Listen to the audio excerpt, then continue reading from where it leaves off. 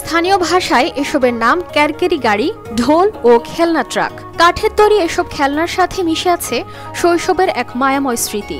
প্রতিটি ঈদ, পহেলা বৈশাখ ও মেলাসহ নানা উৎসবে দেখা মেলে শিশুদের এমন হরেক রকম খেলনা।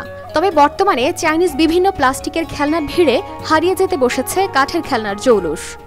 আমাদের এই কাঠের জিনিসগুলো আগে খুব ব্যবহার হতো গ্রামে গঞ্জে এবং শহরেও ব্যবহার হতো। বর্তমানে এটা বিলুপ্তির পথে। এর মেইন কারণ হচ্ছে যে আমাদের যে বর্তমান সমাজের ব্যবস্থা সব উন্নত হচ্ছে, সব হাইব্রিড, সব কিছু উন্নত হচ্ছে, কিন্তু আমাদের এই পুরাতন যে কাঠের জিনিসের যে ঐতিহ্য ছিল আমাদের গ্রামে বা শহরে, সেটা এখন আস্তে আস্তে বিলুপ্তির পথে। কেউ আলতো তুলিতে করছেন রং বেরঙের ডিজাইন, কেউ লাগাচ্ছেন চাকা, আবার কেউ বা কাঠ খোদাই করে তৈরি করছেন গাড়ির ফ্রেম।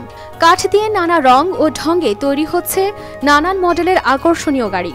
প্রতিনিয়ত কাঠের ঠুকঠাক শব্দে মেতে উঠে নীলফামারীর সৈয়দপুর শহরের বেশ কয়েকটি বাড়ি। তবে এই আমেজ হারিয়ে যেতে বসেছে প্লাস্টিক খেলনার ভিড়ে। মশলা এক্সপার্ট রাঁধুনি নিয়ে এলো টেস্টিং সল্ট মুক্ত রাঁধুনি স্বাদ মেশালি, স্বাদ হবে দুর্দান্ত।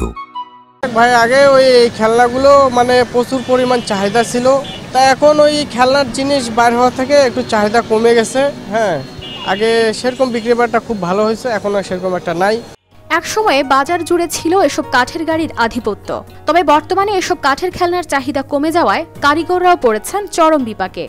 সংসার এটা দিয়ে কোনো মতো আর কি টাকটুক করে চালাচ্ছে, কারণ এদের যেটুকু এটাই কর্ম, এটা ছাড়া তো আর কোনো পথ এদের জানা নাই। এটা দিয়ে আর কি কোনো রকম ওরা কিছু চলে। থরে থরে সাজানো এসব খেলনা তৈরিতে স্ত্রী সন্তানদের নিয়ে দিনরাত হাড়ভাঙ্গা পরিশ্রম করছেন কারিগররা। তবে হাড়ভাঙ্গা পরিশ্রমেও মিলছে না পর্যাপ্ত মজুরি। পরিবেশ বান্ধব গ্রাম বাংলার ঐতিহ্যবাহী খেলনা টিকিয়ে রাখতে চান কারিগররা। মেলা মারনি ওয়াজ মাহফিলে এগুলো চলে। প্লাস্টিকের মাল আছে, মালের একটু কম হয়ে গেছে, মান টানে গিয়ে নিয়ে চলতে হচ্ছে এখন। তাছাড়া তো বুদ্ধি নাই, কিছু না কিছু তো করতে হবে। এটা হাতের কাজ, হাতে নিয়ে করে আসি। মানুষের কাছে কাজ করতে গেলে হাজিরা পাবো, আর নিজের কাজ করতেছি যা হচ্ছে ওইটাতে। সংসারের কাজ শেষ করে আসে এখানে কাজ করি। আমার বিয়ে হবার 18 বছর হয়ে গেছে, ওই তখন থেকে করি এগুলা কাজ। আগে খুব চাহিদা ছিল, এখন অত চাহিদা নাই।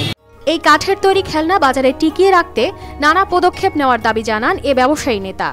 সরকার যে আইন করছে যে প্লাস্টিকের সব জিনিস বাতিল করে দিবে, আবার নতুন করে কাঠের, তারপর পাটের এগুলা চালু হবে। এটা চালু হলে আবার তারা নতুন করে তাদের ব্যবসা গতি আসবে, তারা লাভবান হবে।